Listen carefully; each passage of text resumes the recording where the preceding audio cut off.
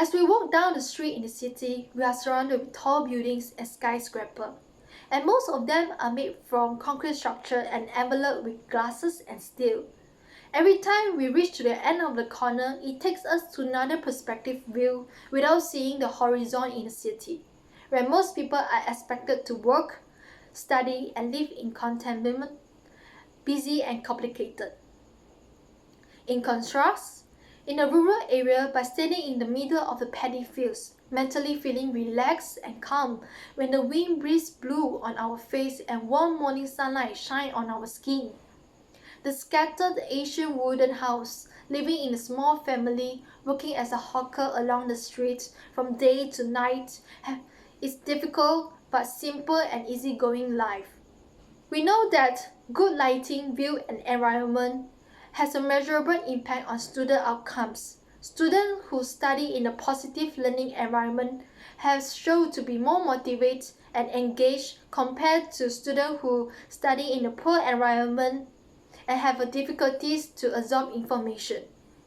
What I want to say from here is that elements around us able to trigger our nerve cells that involve the five senses, which are the which is see, smell, taste, touch, and hear. The space that we are able to make us feel aware and motivate, even make us feel depressed or fearful. The impact of architecture does affect our brain biology as well as color too. Once we encounter the COVID-19 pandemic in these past few years, traveling is prohibited. People are not allowed to move freely as they used to.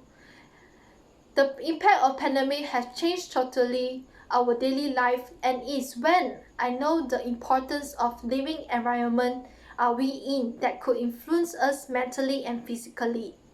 We spend most of our time in our habitat, wandering around at the same space. As soon we might develop a long-term mental problem as most of us living in fear and stress and loneliness during this pandemic. Especially those who are economically disadvantaged have a completely different experience in living in unhealthy environment.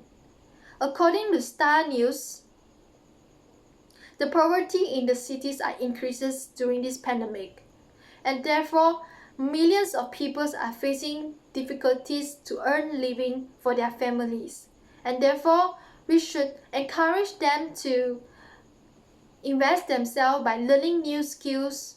Is one of the solutions to survive in this pandemic.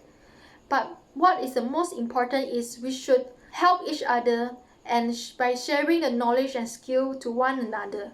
But before that, we look at the simple form of a house. A triangle rooftop and a rectangular elevation for walls, leaving the space inside spacious and tall. Reminds the Malay traditional house is one of great design to inspire in terms of sustainable and planning. The interior space has reaches an optimal natural cross ventilation and less barrier that creates the sense of togetherness amongst the family member.